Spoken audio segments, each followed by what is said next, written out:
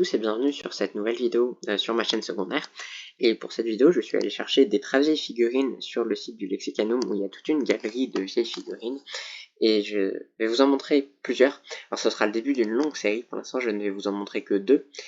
Et on va commencer par les Dreadnought. Et il faut savoir qu'il y a plein de figurines qui ont été réalisées dans l'histoire de Warhammer. Et il y en a beaucoup aujourd'hui dont les gens n'ont pas conscience qu'elles ont existé. Et si je vous disais par exemple que ce serait marrant si on pouvait avoir un Chaplain Dreadnought, et ben en fait c'est une figurine qui a existé pendant des années et qui a disparu récemment. Alors, j'ai une partie de ma communauté où je sais, de moins des gens qui me suivent sur ma chaîne principale, qui sont là depuis assez longtemps. Mais là, peut-être que si vous êtes nouveau, ou peut-être que si à l'époque vous n'avez tout simplement pas fait attention à tout ce qui pouvait sortir sur Forge World, et ben ça pourra vous intéresser. Alors, on commence tout de suite avec celui-là. Pourquoi les Night Lords? Et bah parce que c'est ma légion KO préférée. Alors je sais que c'est une légion qu'il y a des gens qui ne l'aiment pas, parce qu'ils trouvent que c'est trop banal, que c'est pas une légion assez puissante, que il y aura d'autres qui seront plus intéressantes pour eux. Alors chacun son avis. Moi personnellement j'aime beaucoup l'esthétique un peu transylvanienne. Bon, dans les clichés de la Transylvanie, après le prenez pas mal si vous êtes originaire de cette région. Mais vous voyez que dans cette esthétique il y a un peu l'imagerie du vampire, tout ça. Et après le schéma de couleur il est assez banal. C'est le bleu, c'est vraiment la couleur qui me paraît un peu banale par excellence. Mais ça reste que c'est super sympa. Ils ont des illustrations comme la couverture du bouquin sur Konrad Kurz, elle m'avait fasciné. Parce qu'il y avait des couleurs, parce qu'il y avait une ambiance nocturne, tout ça. Et donc, j'ai voulu commencer par ça. Alors, on voit que il y a divers éléments, mais à la fois, on me dirait pas comme ça. Et c'est quelque chose que, quand les figurines sont moins bien peintes, ça sort moins le fait qu'elles soient un tout petit peu moins bien peintes que les figurines qu'on a aujourd'hui. Après, je dis pas ça pour dénigrer le peintre, je pense que c'est quand même beaucoup de travail et tout ça.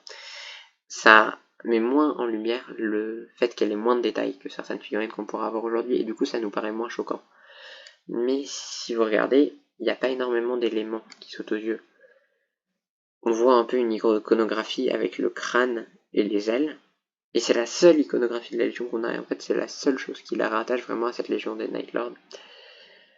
C'est des figurines qui sont extrêmement anciennes, qui datent du début des années 2000, donc évidemment ça a vieilli. Pour autant c'est sympa, je comprends qu'aujourd'hui on n'ait plus ce genre de modèle là et qu'il ait dû disparaître avec le temps. C'est pas une figurine qui est laide. On va passer à la seconde que je vais vous montrer dans cette vidéo. Et ben on va regarder ça tout de suite. Là avec ce World Bearer, là où j'aurais pu avoir l'impression que la première figurine, elle redonnait moins l'esthétique que j'aimais tant de ma Légion KO préférée, on ressent beaucoup plus l'image classique du World Bearers. Alors évidemment depuis on a vu pas mal d'illustrations super sympas, et des figurines vraiment magnifiques qui ont été peintes dans les idées des World Bearers. Et c'est là qu'on peut se rendre compte à quel point les idées autour de certaines légions ont évolué, puisque c'est quand même des figurines qui datent de 2003.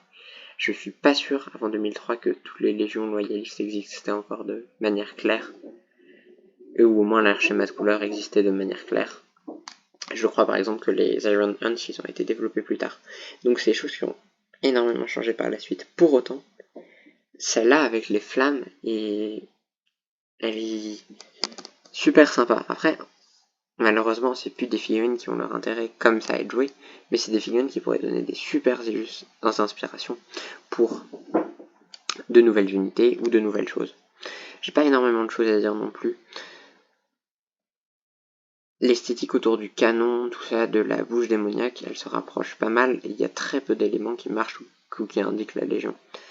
Je crois que l'âge d'or, un peu, où il y avait plein de détails, pour quand on sortait une figurine spécifique pour une Légion, c'était dans les années 2010. Aujourd'hui, ils ont tendance à en mettre un tout petit peu moins depuis les Primaris, et je trouve ça très dommage.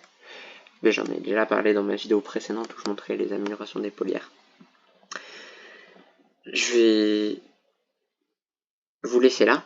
Je sortirai une autre vidéo sur les Dreadnought, on va les faire tous et je parlerai aussi d'autres choses. Donc n'hésitez pas à vous abonner. Ça c'est ma chaîne secondaire. Après, si vous êtes tombé sur cette vidéo là, vous pouvez aller aussi jeter un œil sur ma chaîne principale, dont le lien sera dans la description. Et à la prochaine.